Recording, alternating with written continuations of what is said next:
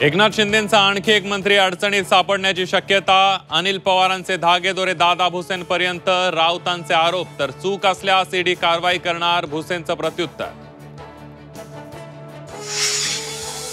उपमुख्यमंत्री एकनाथ शिंदे अचानक दिल्ली दौऱ्यावर, शिंदेंच्या दिल्ली दौऱ्याला भुसेंच्या जावयावरील कारवाईची किनार असण्याची शक्यता।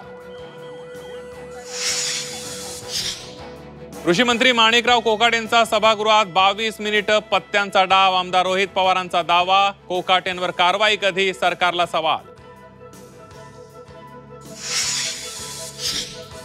सरपंच संतोष देशमुख हत्या प्रकरणात कराड मुख्य सूत्रधार, बीड विशेष मकोका न्यायालयाचं निरीक्षण, कराडच्या सांगण्यावरून देशमुखांची हत्या, वाल्मिक कराड विरोधात पुरावे असल्याची माहिती।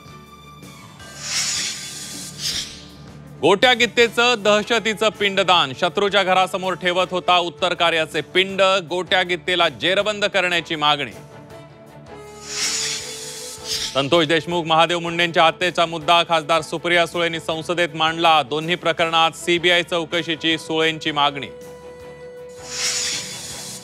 कृषी घोटाळ्यातल्या क्लीन चिट विरोधात सुरेश धस कोर्टात जाणार, तर धसांच्या कोर्टबाजीच्या तयारीच्या पार्श्वभूमीवर मुंडेंनी घेतली मुख्यमंत्र्यांची भेट।